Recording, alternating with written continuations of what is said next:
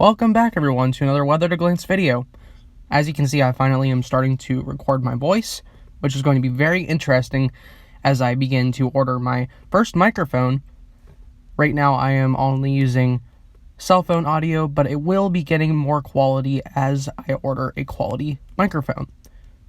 So first, I am going to be covering our Weather at a Glance forecast map, as you can see here below. Down in the Dixie Alley, we are forecasting a potential big outbreak. Now, this is only potential at this time. We are not forecasting anything major at the moment, but as you can see, it is starting to look questionable for the Dixie Alley. As you can see, the National Weather Service has updated our SBC outlook to an enhanced risk for parts of Mississippi, Arkansas, and Alabama. There are marginal risks throughout portions of the Ohio Valley, Central Plains, portions of the Southeast, and as you can see, there is a slight risk surrounding portions of that enhanced risk. So there is a widespread area that will be affected from this severe weather. So as you can see, there will be a widespread area affected by this severe weather event. As we move on, we are looking at our categorical outlook, and this is basically showing the probability that you will have to see this severe weather that we have been talking about.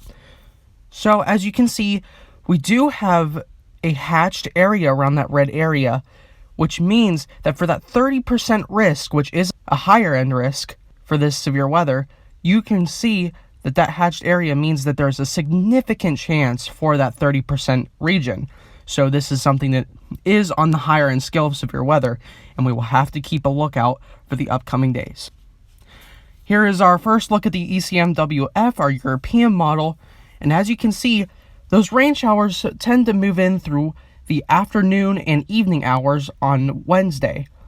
And this is going to be covering portions mostly in Mississippi. That's where we are covering the worst severe weather that is going to be coming from the system, as dry air pushes behind the system and is going to be causing those showers to have a very linear position across areas of the southeast. As you can see with our GFS model, it is showing the same exact thing.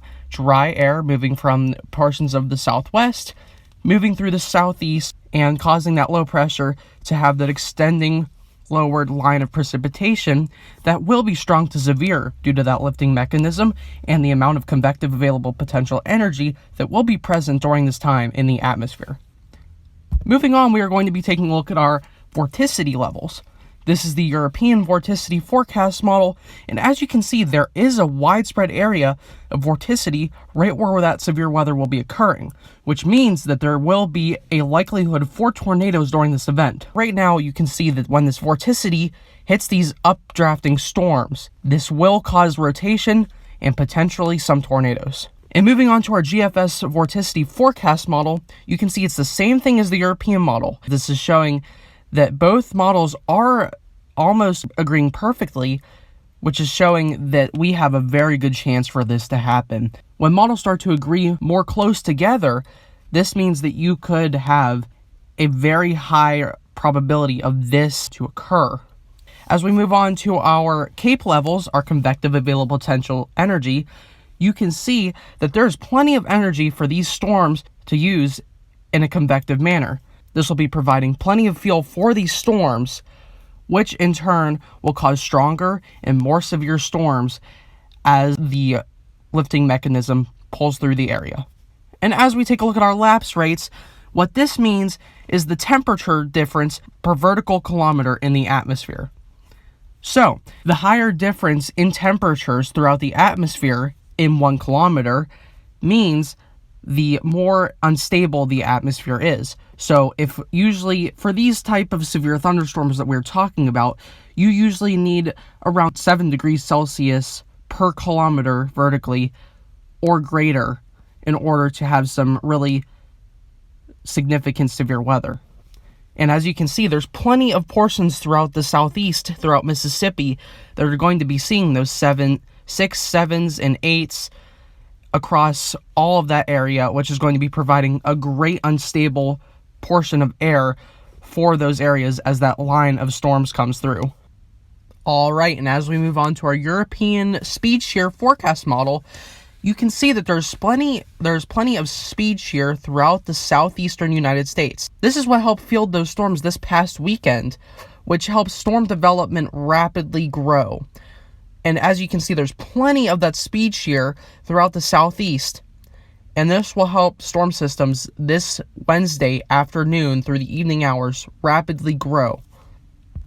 As we move on to our GFS forecast model, you can see that the GFS is saying the same exact thing for these developing storms with speed shear.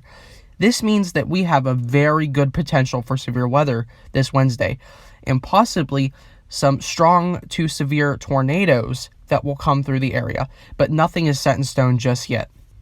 And as always, thank you all for watching today's video. I would like to give a big thanks to these sources.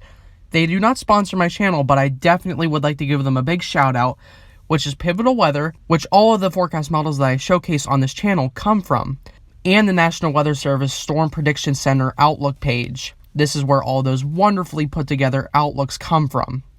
As always, I would like to ask you to consider subscribing for more U.S. forecasts free of charge on the Weather at a Glance channel. And I would also like to ask you to consider following the Weather at a Glance official Facebook page, where you can get more inside forecasts and personalized forecasts when you message me on my Facebook page. Again, thank you all for watching, and I will see you in the next video.